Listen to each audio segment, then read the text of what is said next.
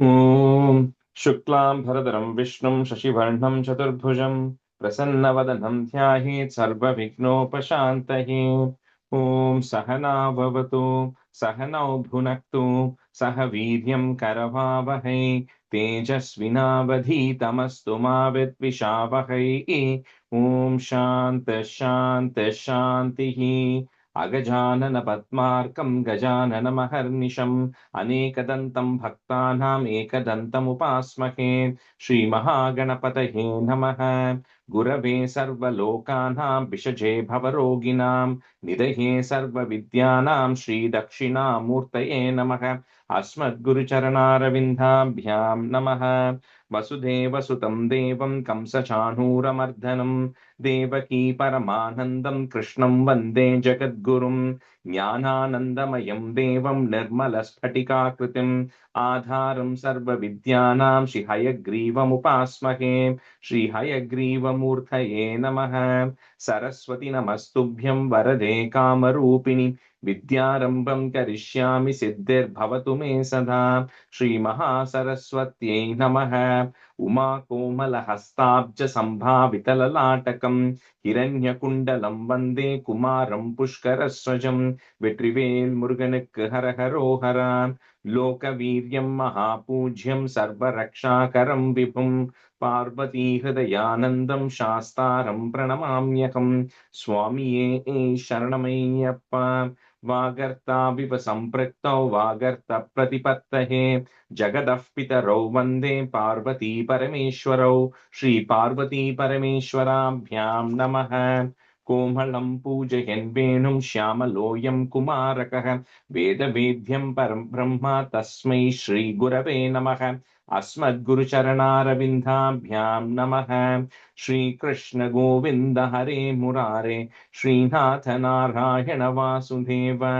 श्रीकृष्ण गोविन्द हरे मुरारे श्रीनाथ नारायण वासुदेव श्रीकृष्ण गोविन्द हरे मुरारे श्रीनाथ नारायण वासुदेव पीताम्बरं करविराजितचक्रशङ्खकौमोदकी सरसिजं करुणासमुद्रं राधासहायम् अतिसुन्दरमन्दहासं वातालयेशम् अनिशं हृदि भावयामि कृष्णो रक्षतु मां चराचर गुरुः कृष्णं नमस्ये सदा कृष्णेनैव सुरक्षितोऽहमसकृत् कृष्णाय दत्तं मनः कृष्णादेव समुद्भवो मम विभो कृष्णस्य दासोऽस्म्यहं कृष्णे भक्तिरचञ्चलास्तु भगवन् हे कृष्ण तुभ्यं नमः श्रीगुरुवायूरप्पा शरणं नम्राणां सन्निधत्ते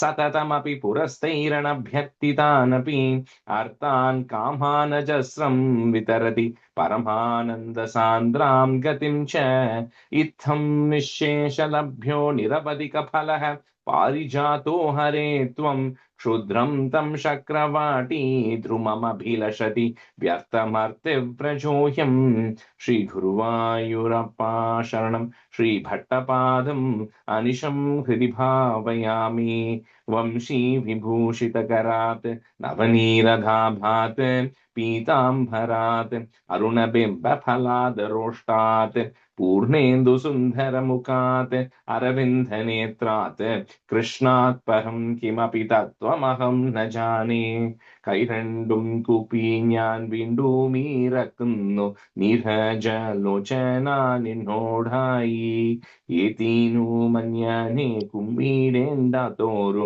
രീതിയിൽ നീ എന്നെ പാലിക്കെന്നായി കൃഷ്ണ ഹരേ ജയ കൃഷ്ണ ഹരേ ജയ കൃഷ്ണ ഹരേ ജയ കൃഷ്ണ ഹരേ. Welcome everyone. Right. So Iniki, I may have to cut the class short by about 10 minutes because I have another thing coming right after that today. So anyway, we'll start with 66. Like last time, I'll say the meaning of 66 and then we'll get into the class itself. So just a quick recap because we had 2 weeks gap, right? So this from 65 to 69, we said was a Pancha Adhyaya, Rasa Krida Pancha Adhyaya. So 5 Dashakams. right, which talks about the Rasa Krida and the relation between the Gopikas and Krishna. And in the last 65 Dashakam, we saw how on an autumn evening, full moon night, Krishna then starts playing his flute, and with the music just captivated all the Gopikas of all ages, that they completely abandoned everything that they were doing, right? Some of them were married, some of them were small, some of them were old, so they abandoned whatever they were doing in whatever form they were, right? In terms of getting dressed, they left everything and come to Krishna. And we also talked about the spiritual purity of this relationship between Gopikas and Krishna, and how this is not material in nature. And that's when, towards the end, Bhaktipad, he ended up with a prayer to say that, please give me also that ability to be able to connect to Krishna with that level of love and devotion that the Gopikas have, right? So that's what we ended 65. Now, in Dashakam 66, now the Gopikas have reached, right, where Krishna is on the banks of Yamuna. So now Krishna has to really make sure, right? See, sometimes when, somebody says, I love you, or whatever they say, I like you, I want to help you, you really want to test it to see how strong that commitment of theirs is, right? So this Dashakam is all about Krishna really questioning them a little bit to see how strong their commitment is, how strong their love and devotion is. So he first questions them, right? Saying that, you all have come here. Why have you come here at this time of the night? And you all seem to have rushed to come here, right? It's not like you planned. You seems to have suddenly decided, and all of a sudden, you have actually come here. And then he says, this is in the middle of the forest. This is night. And this is not safe for women to be here. And all of you seem to have come here on your own, because we saw that each of the Gopikas didn't even tell the other person. They just individually decided to come. And then he also shares with them that you can't abandon everything that you have, right? Because just because you are, let's say, devotion or whatever it is, you cannot abandon your duties. You can do both in parallel. There are several examples of how you can do that. So Krishna says you can't just abandon your family, your children and husbands, all of these things, and just suddenly come to me. That's not right, right? And he says that you don't need somebody to be physically present to be able to relate to them, right? He talks about how, and Krishna does this in three different times to the Gopikas. Once now, and then once later on after several years when they meet in Dashakam 85 or something, when we see, and then when he leaves also, he says, physical, you don't need to see me for you to have that connection with me, right? By constantly thinking about me, by constantly talking about me, and by constantly contemplating about me, you will still be able to get that feeling and you'll be able to get it. So don't think physical proximity is necessary. So that's the message Krishna gives. He questions them, saying, you don't have to be here. The right thing for you all is to go back. No, the Gopikas are in a conundrum, right? So because now think of it as, you really leave, abandon everything you have to go meet someone. I know that person is saying, you know what, not quite, right? Just go back to where you are, where you came from. So they don't know what to do. Plus, even for us, when we go to even a simple temple, right? Whether you go to Srirangam or you go to Guruvayur or go to any temple, for us, we don't feel like once you are in there and you're getting a darshan of the Lord, you don't feel like leaving the temple and coming. Very simple thing. So if somebody is in the presence of Krishna itself, you can imagine how they will absolutely not want to leave. They just will not have the mind to leave, right? So the Gopikas on one end, they are like, okay, we absolutely don't want to leave you. But at the same time, Krishna is telling them to leave. So they don't know what to do. So they kind of sincerely, they tell to Krishna, saying, Krishna, this is like, we cannot even imagine at this point leaving you and going. Even though you may not want us, even though you are telling us to go, we just cannot contemplate. Now that we are with you, we just cannot imagine how life will be leaving you and going. So they say, we will just remain with you here, right? So this is that true, the selfless love, because one, they don't expect anything in return from Krishna. They just got pulled in there. They came on their own. And even though Krishna is saying, I don't want you here and to go back, they feel like they want to be there, right? That is the level of selfless love the Gopikas had. So they say, no, even if you tell us to go, we had no other choice, but we are going to actually stay there. And then they convince him, saying that, right now our mind is not attached to any of the household stuff at all. It feels like they have lost that connection with that. And then they just want to spend time with Krishna. So that is how the Gopikas convince Krishna that, and then Krishna then realizes towards the end of this, he agrees, okay, you all have your full commitment, because if you're double-minded and somebody's like, yeah, you know what, you are right, my child is waiting for me at home or my husband is waiting for me at home, then they would have ended up going. But no, none of them go. Everybody sticks there, and then they are then ready to then spend time with Krishna that evening. So that is how this chapter comes to an end, where Krishna questions them, but then they remain committed to that, and then they remain with Krishna. Then this will get amplified a little bit of what happens when you think you're special. So now they all think they're special because Krishna has said, stay.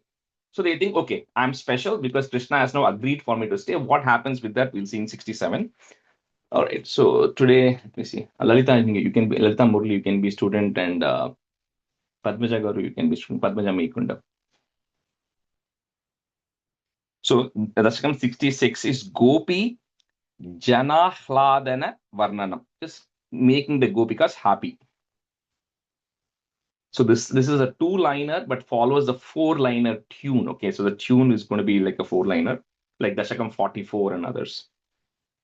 Upahyatanham sudrusham kusumayudabana pata vibashanham abhivanchitam vidhatum kritamatira jagata vamamiva.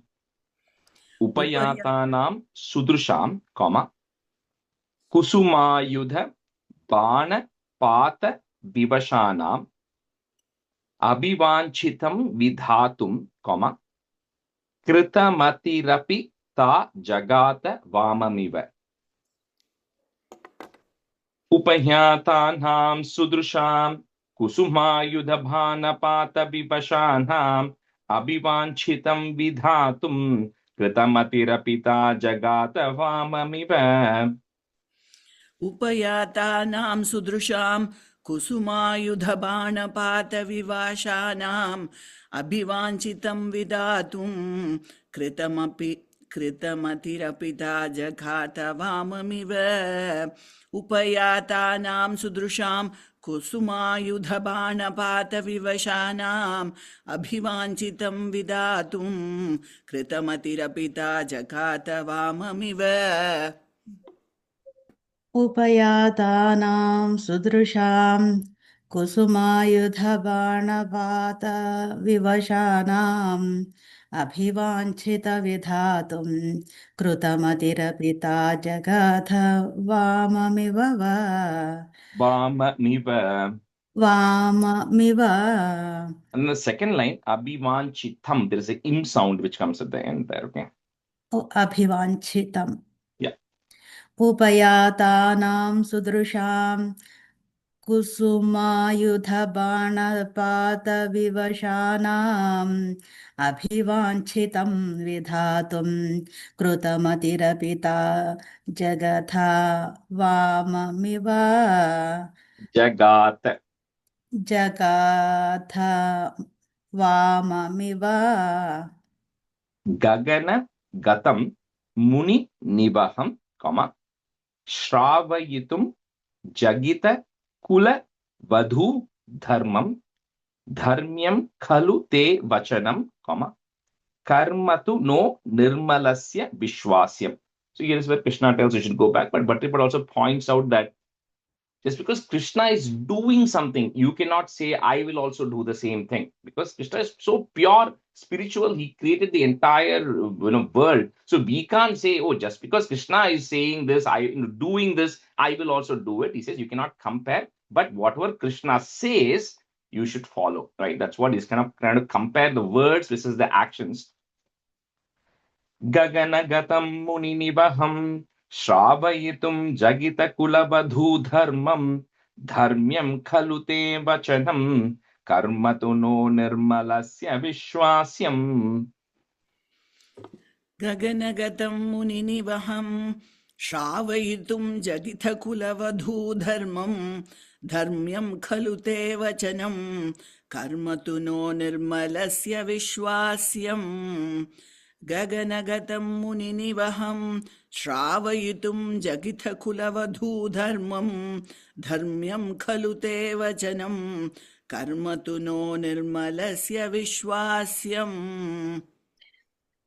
Gaganagatam muniniham Shrawayitum jagitha kulavadhu dharmam dharmyam khalu te vachanam कर्म तु नो निर्मलस्य विश्वास्यम् गगनगतं मुनिनिवहं श्रावयितुं जगिथ कुलवधूधर्मं धर्म्यं खलु ते वचनं कर्म तु नो निर्मलस्य विश्वास्यम्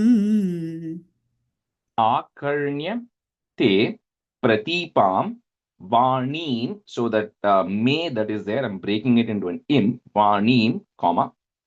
Next word starts with the A. Eni drishaha. Put a F to join. Eni drishaf param dinaha. Ma karuna sindho, comma. So the next word is a little hard word, but you cannot break it. Parityajet yati chiram. Okay, so you cannot break that word. So you have to just say it together. Parityajet yati chiram vile pustaha.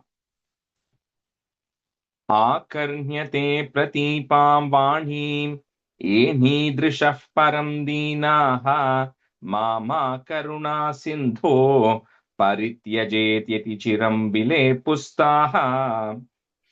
आकर्ण्यते प्रतीपां वाणीं येणीदृशः परं दीनाः मामा करुणा सिन्धो परित्यजेत्यतिचिरं विलेपुस्ताः.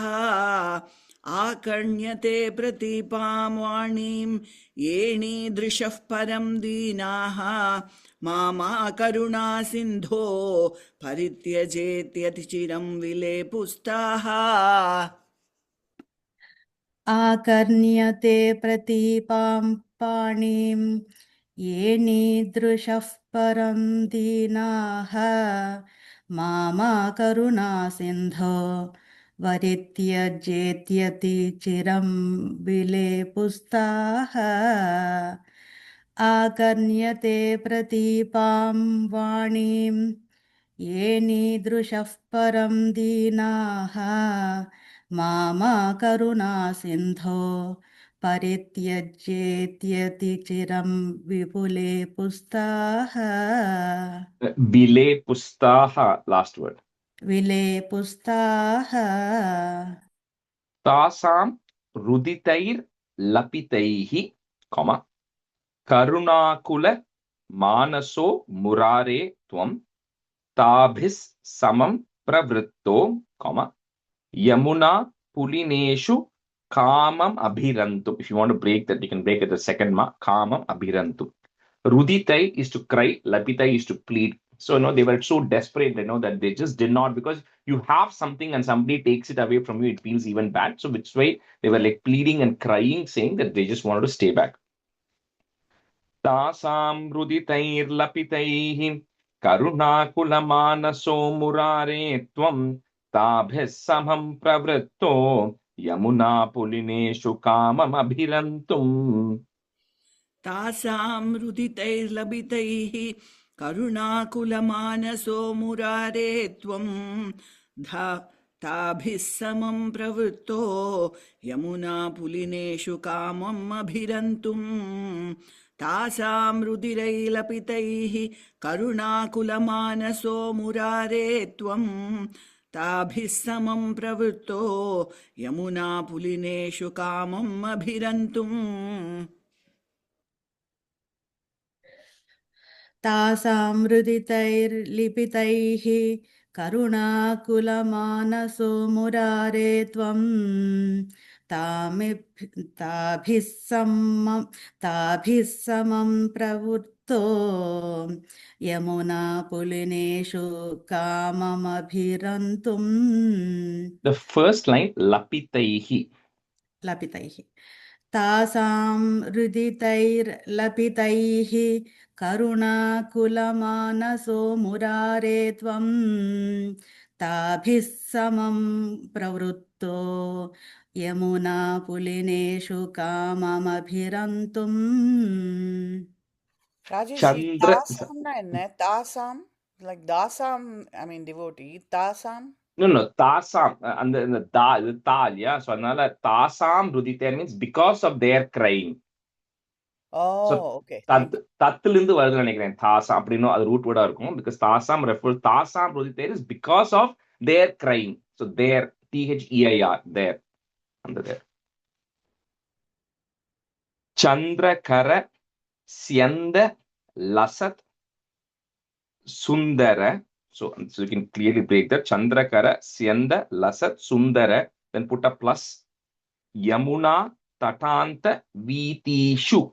So that line is going to be together. Gopi Janotariyehi. So that ra that is there, we're going to break it. Visargan, comma. Janotariyehi, comma. Next word will start with the a. Apadita samstaro nyashidastvam. Nyashidastvam. Chandrakarasyandalasat sundara yamuna tatanta vitishu. Gopi janotariyehi. Apadita samstaro nyashidastvam. चन्द्रकरस्यन्दलसत् Sundar यमुनातटान्तवितीषु गोपीजनोत्तरीयैः आपादितसंस्तरो निषीदस्त्वम् आपादितसंस्तरो निषीदस्त्वम्. And the first line, last word, V, T, Shu. The V and T are long is. Oh, वीतीषु. Okay. Chandrakar स्यन्दलसत् Sundar यमुनातटान्तवीतीषु गोपीजनोत्तरीयैः आपादितसंस्तरो निषीदस्त्वम् निषीदस्त्वम्. चन्द्रकरस्य नन्दलसत् सुन्दरयमुनातटान्तवीथीषु गोपीजनोत्तरीयैः आपादितसंस्तरे निषीदस्त्वम्. Samstaro nyashidastvam. Last line.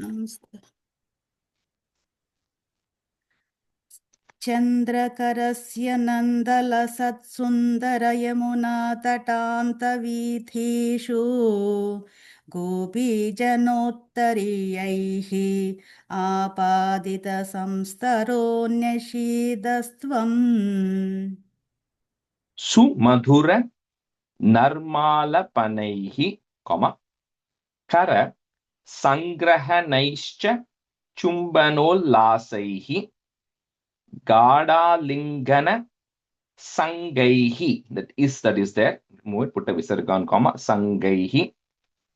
Twamangana lokam akuli. If you want to break it, that ma, you can break it, or you can say it together. Lokam akuli chakrishe. So this chandas, because of the way this is there, the tune, sometimes it will feel like it won't land, like the Dasakam 44 and a few other things. But once you say it a few times, it will come. But initially, it might feel a little difficult. Sumadhura narmalapanaihi kara sangrahanaischa chumbanollasaihi gadhalingana sangaihi tomangana lokamakuli chakrishe. सुमधुरनर्मालपनैः करसङ्ग्रहणैश्च सुम्बलोल्लासैः गाढालिङ्गनसङ्गैः त्वमङ्गनालोकमाकुलीचकृषे. सुमधुरनर्मालपनैः करसङ्ग्रहणैश्च चुम्बनोल्लासैः गाढालिङ्गनसङ्गैः त्वमङ्गनालोकमाकुलीचकृषे.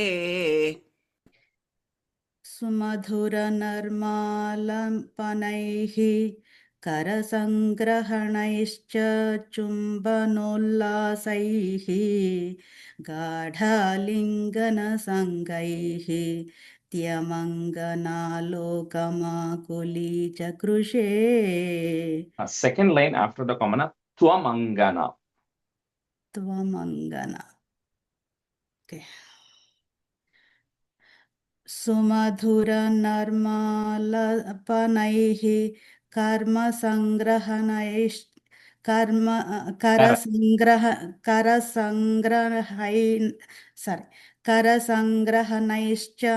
चुम्बनोल्लासैः. Is that right? Yeah, correct. गाढालिङ्गनसङ्गैः त्वमङ्गनालोकमाकुलीचकृषे वासो हरण दिने comma यद् वासो हरणं प्रतिश्रुतं तासां तदपि विभो रस विवश स्वान्तानां कॉमा कांत subruvamadhadaha. So they're just referring briefly to that episode where the clothes of the gopikas were stolen, and we spoke about how the clothes which represent your identity and the layers which are covering your true soul, your true personality, shedding that off was one way for the gopikas to shed that identity of themselves and not think of them as me and I, right? So that was what led into finally them getting a chance to meet Krishna here. वासोहरणदिने यद्वासोहरणं प्रतिश्रुतं तासां तदपि विभो रसविवशस्वान्तानां कान्तसुब्रुवामददाः. वासोहरणदिने यद्वासोहरणं प्रतिश्रितं तासां तदपि विभोरसविवशस्वान्तानां कान्तसुभ्रु वामददाः वासोहरणदिने यद्वासोहरणं प्रतिश्रितं तासां तदपि विभोरसविवशस्वान्तानां कान्तसुभ्रु वामदधाः. वासोहरणदिने यद्वासोहरणं प्रतिश्रुतं तासां तदपि विभो रसविवशस्वान्तानां कान्तसुभ्रुवामददाः वासोहरणदिने यद्वासोहरणं प्रतिश्रुतं तासां तदपि विभो रसविवशस्त्वान्तानां कान्तसुभ्रुवामददाः कन्दलित घर्म लेशं कॉमा कुन्द मृदु स्मेर वक्त्र पातोजं नन्दसुत त्वां त्रिजगत् सुन्दरं, breaking that ma, sundaram comma next word starts with the u, upaguhya nandita balaha. Kandhalita gharmalesham kunda mridusmera vaktrapathojam nandasutatvam trijagat sundaram upaguhya nandita balaha. कन्दलितघर्मलेशं कुन्दमृदु स्मेरवक्त्रपातोजं नन्दसुतत्वां त्रिजगत्सुन्दरम् उपगूह्य Nandita बालाः. कन्दलितघर्मलेशं कुन्दमृदुस्मेरवक्त्रपाथोजं नन्दसुतत्वां त्रिजगत्सुन्दरम् उपगूह्य नन्दिता बालाः. कन्दलितघर्मलेशं कुन्दमृदुस्मेरवक्त्रपाथोजं नन्दसुतत्वां त्रिजगत्सुन्दरम् उपगुह्य नन्दिता बालाः. कन्दलितघर्मलेशं कुन्दमृदुस्मेरवक्त्रपाथोजं नन्दसुतत्वां त्रिजगत्सुन्दरम् उपगुह्य नन्दिता बालाः. Viraheshwangaramaya. Cannot break that word because it's Virageshu Angaramaya. So Viraheshwangaramaya, comma Shringaramayascha Sangamehitvam Nitaram I'm breaking at that ma. Nitaram Angaramaya, comma that is goes away, Visarga, comma Tatra Punas Sangamepi Chitramidam. विरहेष्वङ्गारमयः शृङ्गारमयश्च सङ्गमेहि त्वं Nitaram angaramaya tatra punah sangamepi chitramidam. विरहेष्वङ्गारमयः शृङ्गारमयश्च सङ्गमे हि त्वं नितरामङ्गारमयः तत्र पुनः सङ्गमेऽपि चित्रमिदम् विरहेष्वङ्गारमयः शृङ्गारमयश्च सङ्गमे हि त्वं नितरामङ्गारमयः तत्र पुनः सङ्गमेऽपि चित्रमिदम्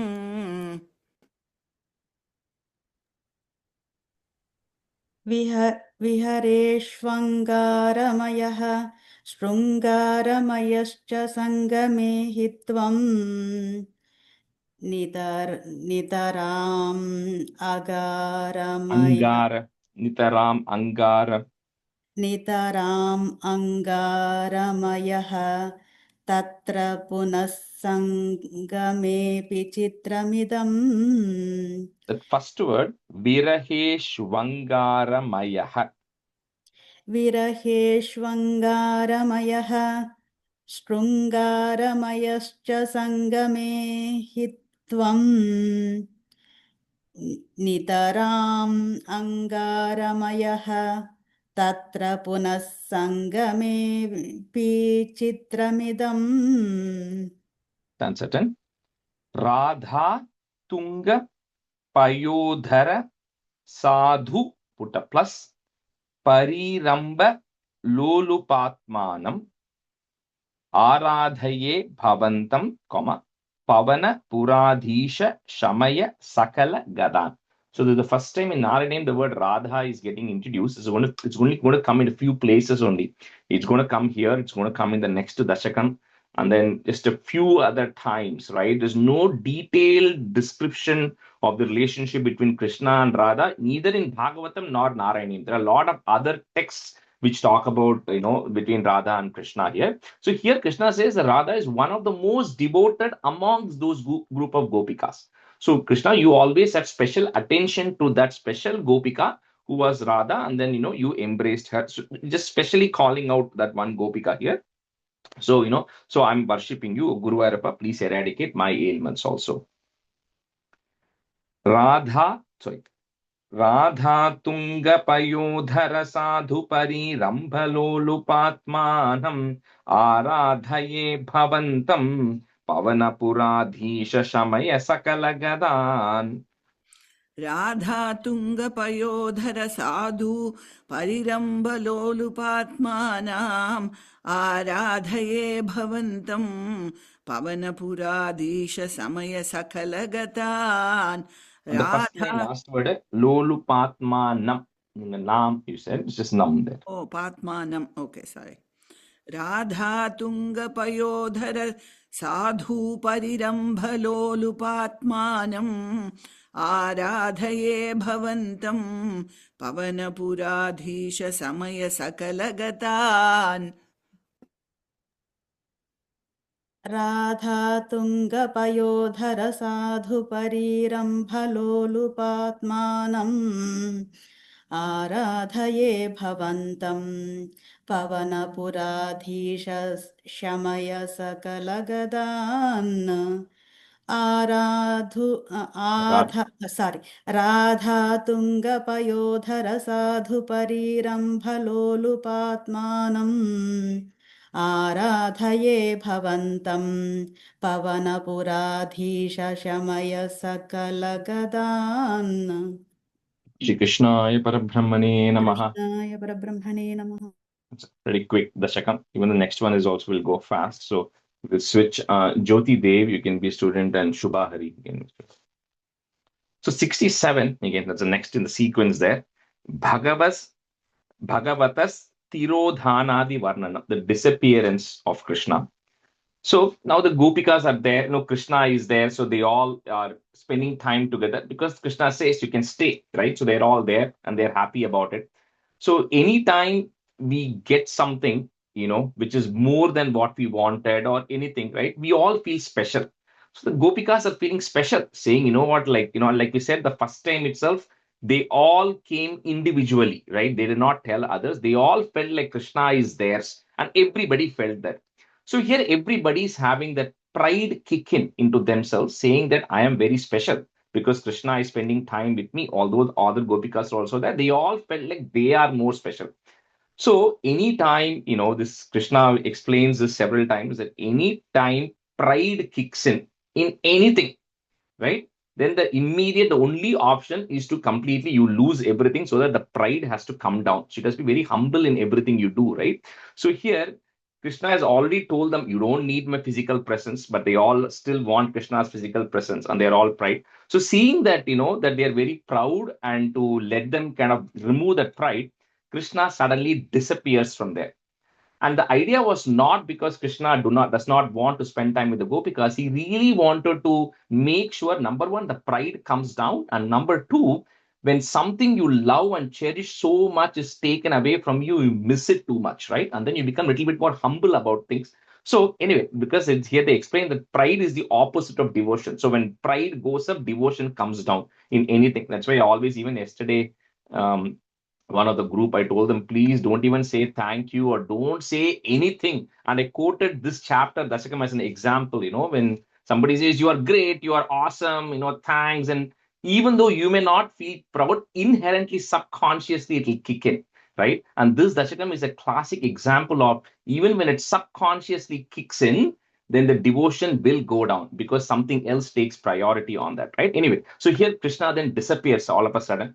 So now when this disappears, the gopis suddenly feel extremely sorrow, right? Because now what they had in hand is gone, right? So they start going and looking for Krishna everywhere. So when something you love so much, like, so they go look for Krishna everywhere in the forest, and they very beautifully, because Bhattatripad is a poet, he talks about how they ask the trees, they ask the branches, they ask the flowers and the fruits, saying, did you see my Krishna anywhere? They go talk about, asking everybody. It's night time, so they can't really see much. So they're going and, looking and asking everybody whether it actually saw Krishna. And then they, compare, saying that, we are also unfortunate because Krishna is spending time with us only a small amount of time. She says even Yashoda is not fortunate because Krishna doesn't spend time with Yashoda all the time.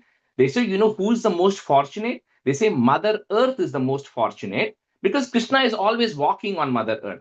So his feet is always touching the Mother Earth. So they talk about how Mother Earth is the most fortunate because I don't know what tapas she has actually done, that Krishna's foot are always, resting and walking on her. So they start kind of complaining about how unfortunate they are and they feel very sorry about it.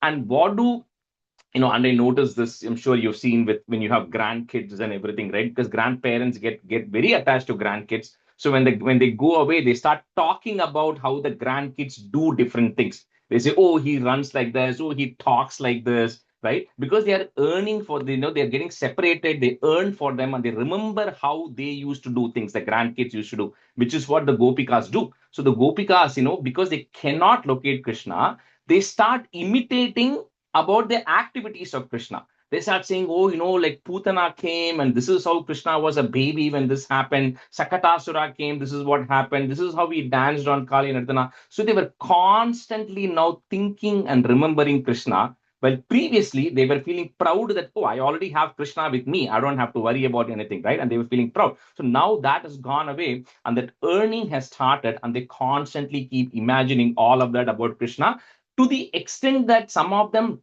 behave like Krishna, saying, oh, this is how Krishna behaves, right? And this is how Krishna acts. These are the characteristics of Krishna, right? So by constantly doing this, right, like, then you imagine you are that personality, right? That's what ends up happening, which is the state the Gopikas reach, that they constantly are thinking about. This is all happening at that night, right? So when they keep looking for Krishna this way, and it is a full moon night, and they cannot locate, suddenly they find out that one person from their group is missing.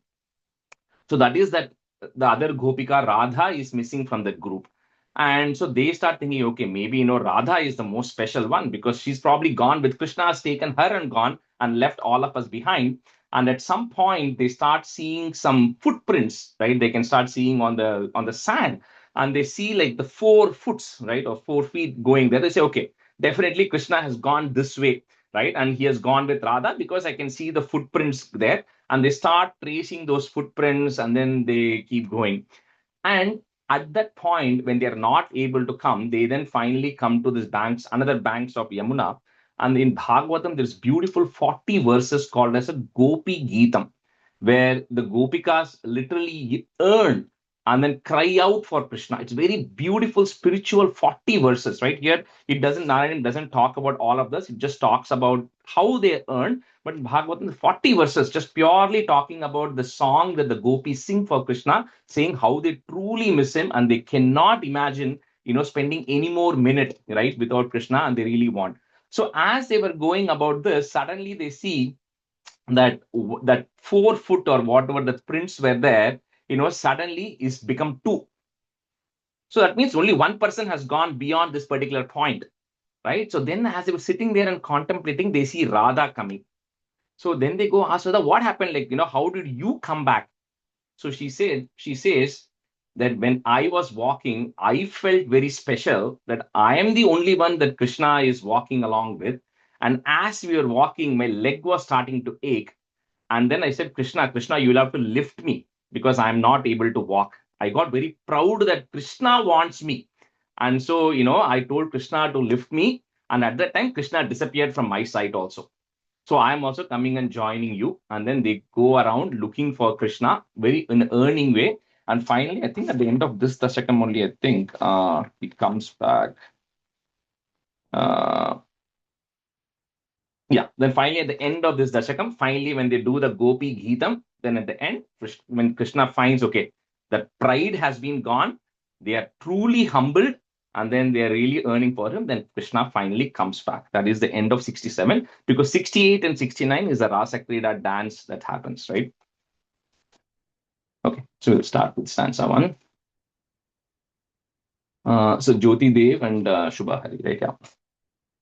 Spurat Parananda Rasatmakena, Tvaya Samasadita Bhoga Leelaha Asimam, I'm just breaking at the second ma, Asimam Anandabharam Prapannaha, if you don't have a Visarga there, you add a Visarga, Prapannaha, Mahantamapur Madam Ambujakshyah. Madam is pride. Ambujakshyah is the people who have lotus-like eyes, referring to the Gopikas. Madam Ambujakshyah.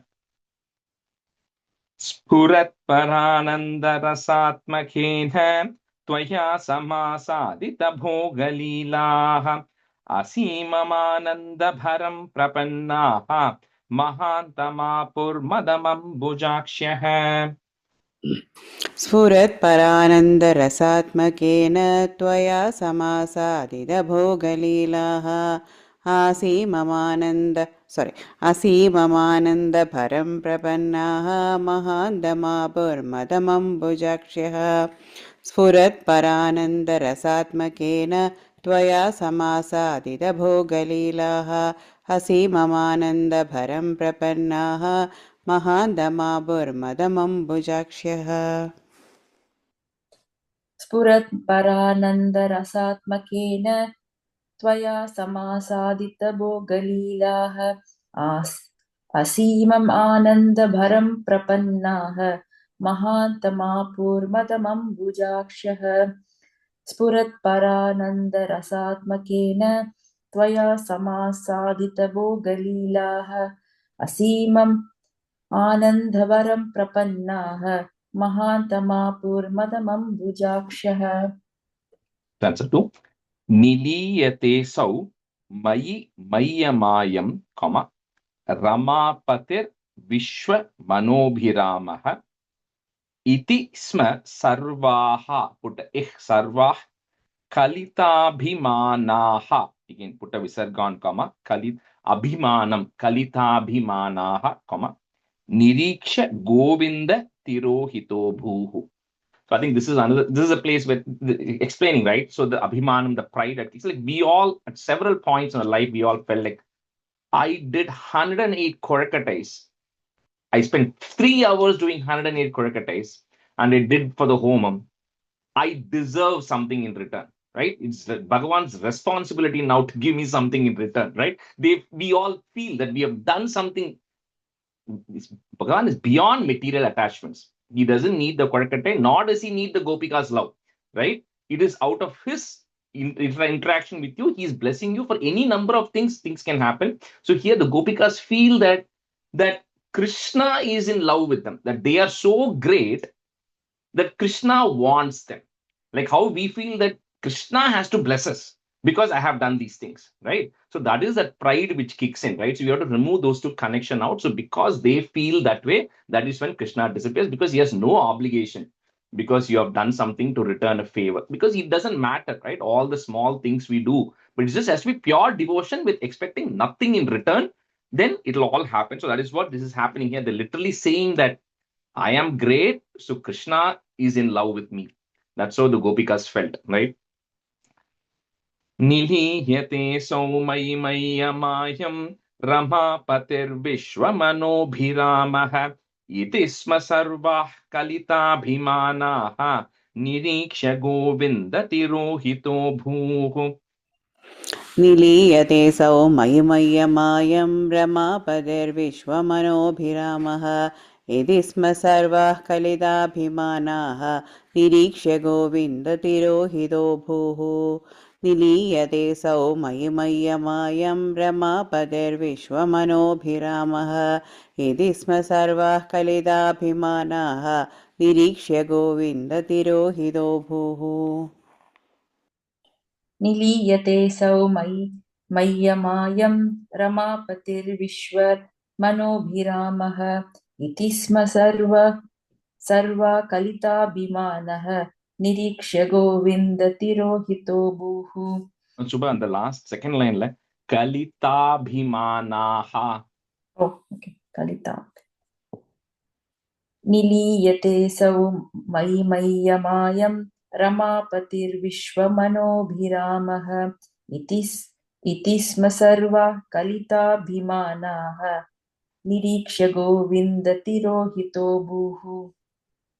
Radha Bhidam Tavada Jata Garvam. Put the im there, break it, ma, Garvam, comma.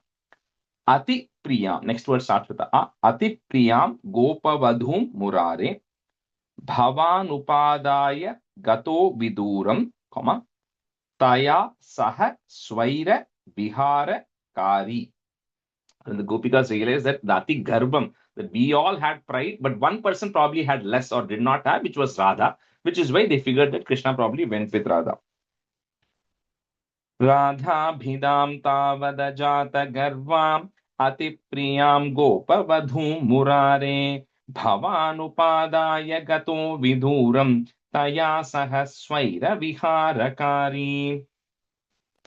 राधाभिधां तावदजातगर्वाम् अधिप्रियां गोपवधूं मुरारे भवानुपादाय गदो विदूरं तया सह स्वैरविहारकारी राधाभिधां तावदजातगर्वाम् अधिप्रियां गोपवधूं मुरारे भवानुपादाय गदो विदूरं तया सह स्वैरविहारकारी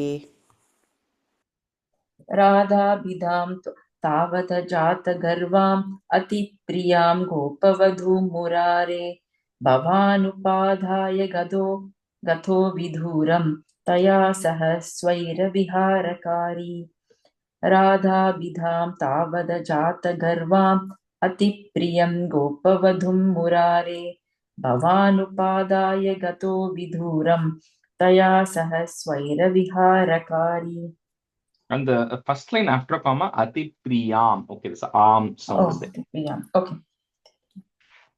Tirohiteta Tvai Jata Tapaha, comma, Samam Sametaha, put a ih, Sametah Kamalaya Takshyaha, Vane Vane Tvam Parimargayantyo, comma, Vishada Mapur Bhagavan Naparam. They're going and searching everywhere. Tirohite tatvai jata tapaha samham sametah kamalayatakshyah vane vane tvam parimargayantyo विषादमापुर्भगवन्नपारम् तिरोहितेऽथ जाततापाः समं समेदाः कमलायताक्ष्यः वने वने त्वां परिमार्गयन्त्यो विषादमापुर्भगवन्नपारं तिरोहितेऽथ जाततापाः समं समेदाः कमलायताक्ष्यः वने वने त्वां परिमार्गयन्त्यो विषादमापुर्भगवन्नपारम्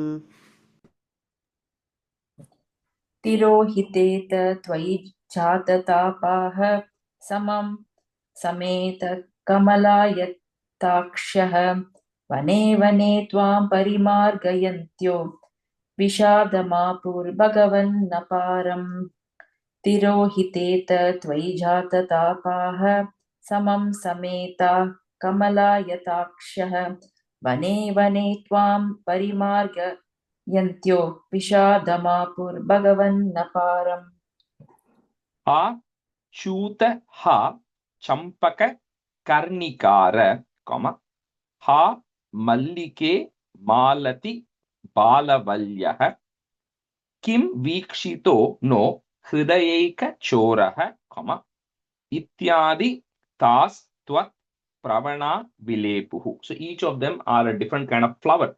So the tree. So chuta is refers to the mango tree. Champaka is a champaka tree, refers to champaka flowers. Karnikara is another name of a tree. Mallike is another flower. Malati and Balavalya, the creeper. So essentially they go into every different type of tree that is there in the Vrindavan forest and then see, have you seen, our my Hridaya Kachoraha, the one who's stolen our hearts, did you see him around? Ha chuta ha champaka karnikar ha mallike malati balavalya kim vikshito no hridayai kachorah ityadi tastvat pravana vilepuhu. चूदः चम्पककर्णिकारः मल्लिके मालतिबालवल्यः किं वीक्षितो नो हृदयैकचोरः इत्यादितास्त्वत्प्रवणा विलेपुः हा चूदः चम्पककर्णिकारः मल्लिके मालतिबालवल्य किं वीक्षितो नो हृदयैकचोरः इत्यादितास्त्वत्प्रवणा विलेपुः हाचूतः चम्पककर्णिकार हा मल्लिके मालतिबालवल्यः किं वीक्ष्यतो नो हृदयैकचोरः इत्यादितास्वत्प्रवना विलेपुः हाचूतः चम्पककर्णिकार हा मल्लिके मालतिबालवल्यः किं वीक्ष्यतो नो हृदयैकचोरः इत्यादितास्वत्प्रवना विलेपुः. And the second line, second word, vikshito. Kim vikshito no. वीक्षितो no हृदयैकचोरः. That's a 6. Nirikshitoyam sakhi pankajakshah, puro mametyakulam alapanti. If you want to break it, mametyakulam alapanti. Twam bhavana chakshushi vikshya kachit. Put a it. There's a it and a tha there. We're just going to break it. Kachit, tapam sakhinam dviguni chakara. Like sometimes, when you're going and looking for something, you'll be like, oh, I think I just saw it there. Or looking for a person, you'll be like, I think I just saw that person there. That's what is happening. One of the gopikas suddenly felt like she saw Krishna. So, but it was not, but she felt like that. So immediately for everybody else, the tapam dviguni chakara, the other people's, it intensified because they are not able to see, and somehow they felt this gopika saw, but neither of them anyway saw at that point. Nidikshitoyam saki pankajakshah puro mametyakulamaalapanti tvam bhavana chakshushi vikshya kachit tapam sakhinam dviguni chakara.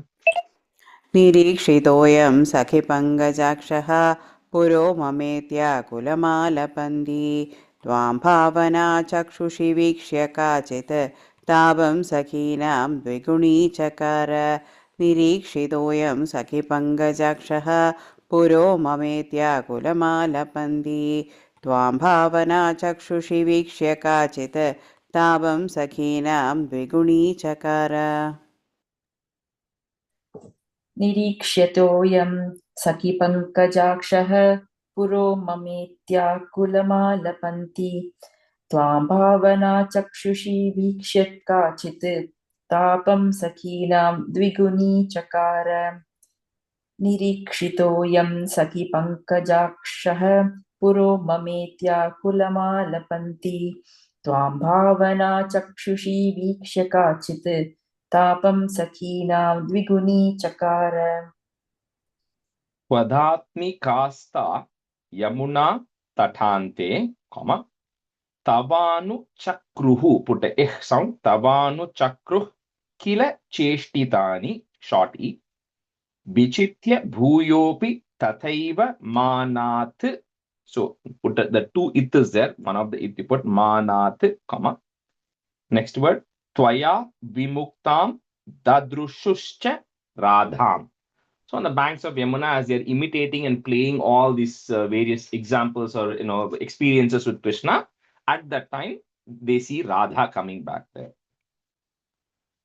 Twadhatnikasta Yamuna tatante tavanuchakruh kila cheshtitani vichitya bhuyopi tathaiva manat tvaya vimuktam dadrushuscha radham.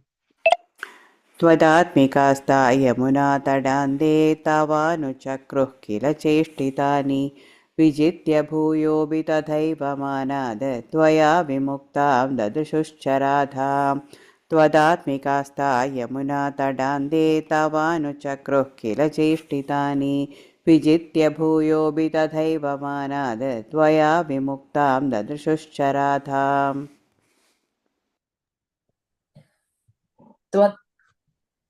त्वदात्मिकास्त Yamuna ततान्ते तवानुचक्रुः किल चेष्टितानि विचित्य भूयोऽपि तथैव मानात् त्वया विमुक्तां ददृश्च राधाम्. Last word, sorry. ददृशुश्च राधाम्. ददृशुश्च. Okay.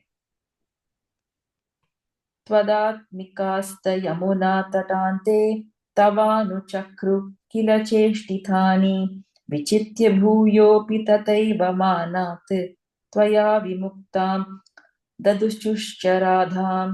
And the first word, Shubha, Twadatmikasta, A sound is there. Okay, Twadatmikasta. Okay. Starts at 8. Tataha, put is tatas, samam, ta, vipine, samantat. Again, the it and the ta is coming. We put a comma after the it, samantat.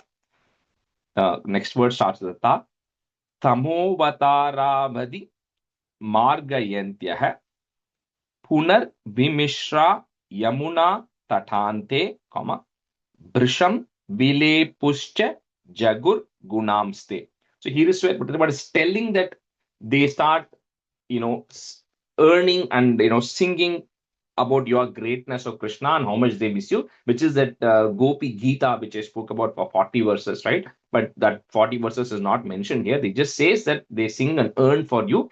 But the same thing when it comes in Bhagavatam has got 40 stanzas against it. So Tatas samamta vipine samantate tamo vatara vadimargayantyah punarbimishra yamuna tatante भृशं विलेपुश्च जगुर्गुणांस्ते.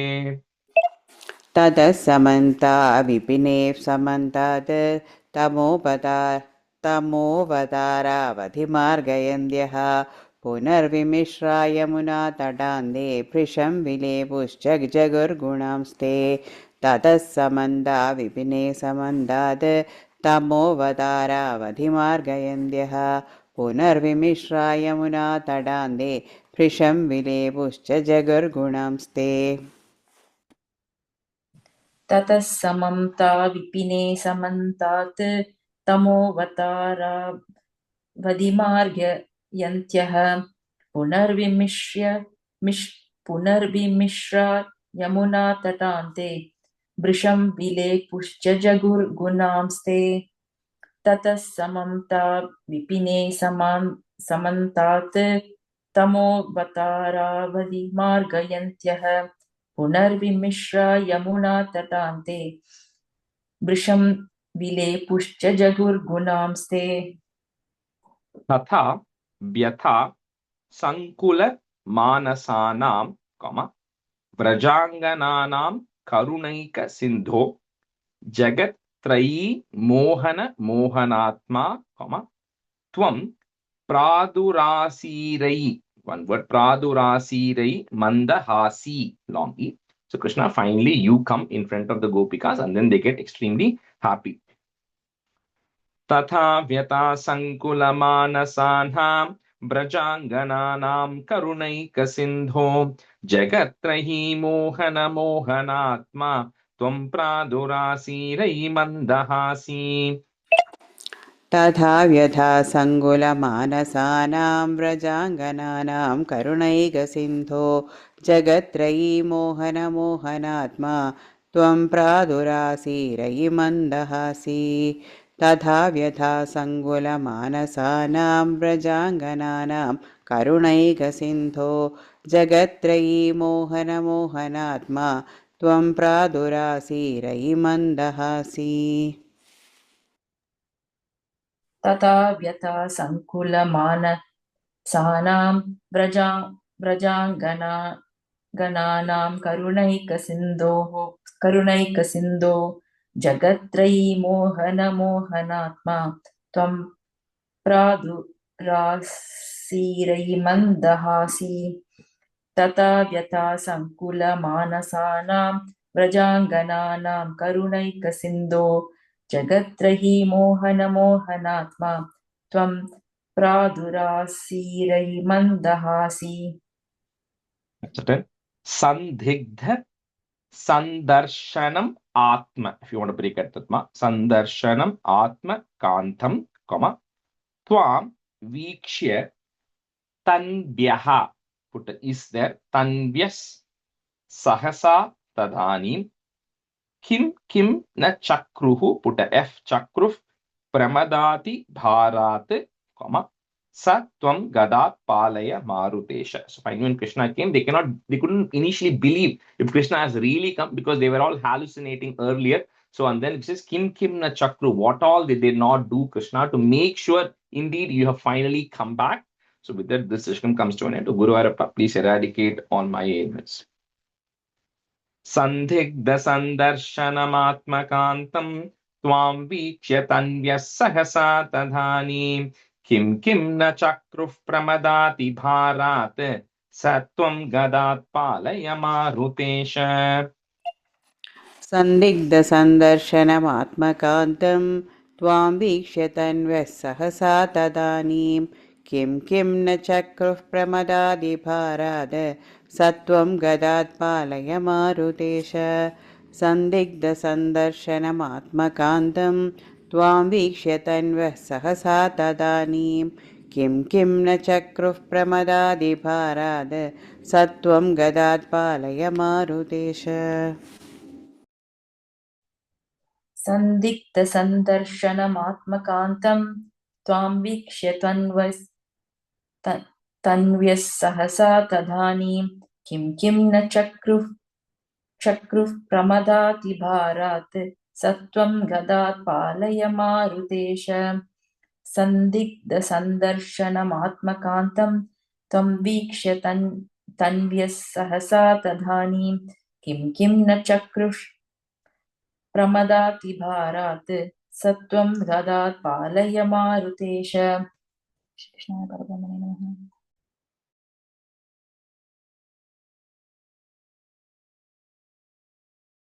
Rajesh ji, you are on mute.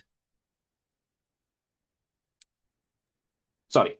No, I would have ended the class here, but because next week we are doing this 68, 69 also, maybe we'll take another 10 minutes and just see whatever stanzas we can get through 68, right? I'll tell the meaning in the next class. So 68, 69 is the actual Rasa Krida, the dance starting, right? So this is Gopinam Bhagavat Samagamadi Varnanam. Gopis spending time with Krishna. So this one follows a little bit of a slightly different tune. We're going to insert the word Krishna in between, like we have two lines in your book, right? Depends on if you might have two lines. So the two lines, we break it into four parts normally by putting the comma.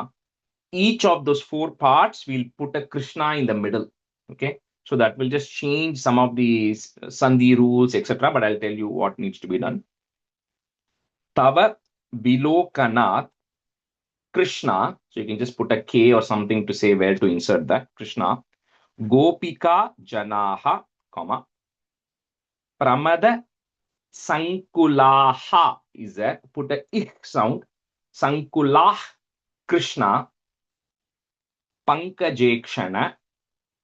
Amrita Dharaya Krishna. Sampluta Iva, comma. Stimitatam. You will have dadhus, right? So that is will become a visarga, but because Krishna is coming later, that will take a ik sound.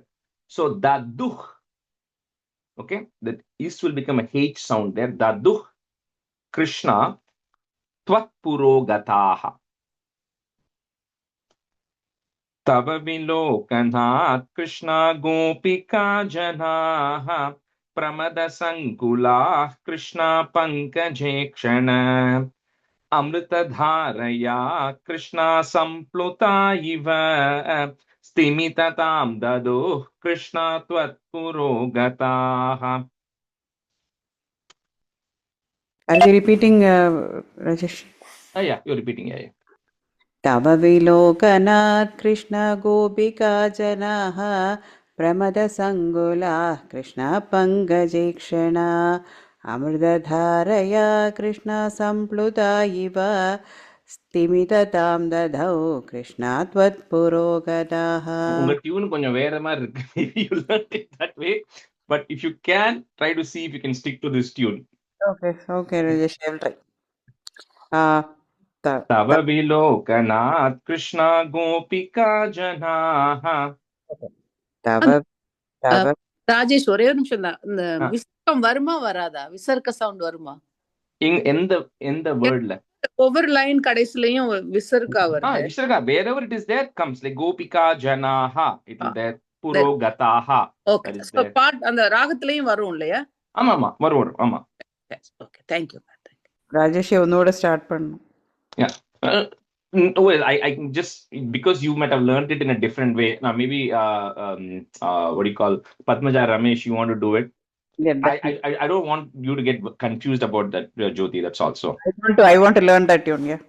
Okay, then continue. Tava vilokanat Krishna gopika janaha pramadasam. Yeah. Padmaja, let Padmaja do, I will catch it. Okay. I want to confuse people, yeah. Thank you. I will try. I don't have a printout, so I will padre. Okay. Tava vilokanat Krishna gopika janaha pramadasam. Rendavathu line eppdin theriyale. Pramadasankula Krishna pankajekshana. Pramadasangula Krishna pankajekshana. Amritadharaya Krishna sampluta iva stimatatam tadu Krishna tvatpurogataha. Tava vilokanat Krishna gopika janaha pramadasangula Krishna pankajekshana. Amritadharaya Krishna sampluta iva stimatatam tadhu Krishna tvatpurogataha. Rajesh T, one small question. Stimitatam or Stimitatam. Stimitatam, daduh. Go ahead, Shubha. तव विलोकना कृष्णा गोपिका जनाः प्रमदसङ्कुला कृष्ण पङ्कजेक्षणा अमृतधारया कृष्ण सम्प्लुता इव स्तिमिततां ददु Krishna त्वत्पुरोगताः. Is the tune even correct? Messed it That's up. okay. Just say it. Yeah, okay. Even I'm so far away from music, but I know only these two stanzas what the tune is. So if any of you change the tune, then even I'm going to get lost. But that's okay. You just say it the way you are able to say it. तव विलोकनात् कृष्णा गोपिका जनाः प्रमदसङ्कुला कृष्ण पङ्कजे क्षण अमृतधारया कृष्ण सम्प्लुता इव स्तिमिततां ददु Krishna त्वत्पुरोगताः Tadanu kachana, not kachana. Okay, so it's just kachana. Krishna, tvat karambhujam, comma, sapadi grinnati Krishna, nirvishankitam, ghana payodhare Krishna, sannidhaya sa, comma, pulaka sambrita Krishna, tastushi chiram. तदनु काचन कृष्णा त्वत्कराम्बुजम् सपदि गृह्णति कृष्णा निर्विशङ्कितम् घनपयोधरे कृष्णा सन्निधाय सा पुलकसंवृता कृष्णा तस्तुषीचिरम्. तदनु काचन कृष्णा त्वत्कराम्बुजम् सभदि कृष्णति कृष्णा निर्विशङ्कितम् घनपयोधरे कृष्णा सन्निधाय सा पुलकसंवृता कृष्णा तस्तुषीचिरम् तदनु काचन कृष्णा त्वत्कराम्बुजम् सपदि कृष्णति कृष्णा निर्विशङ्कितम् घनपयोधरे कृष्णा सन्निधाय सा पुलकसंवृता Krishna तस्तुषीचिरम्. On a second, first line la grinnati, sapadi grinnati. सपदि गृह्णति इह साउंड वरकूடாது Ich, half ha sound, yeah, grinnati. गृह्णति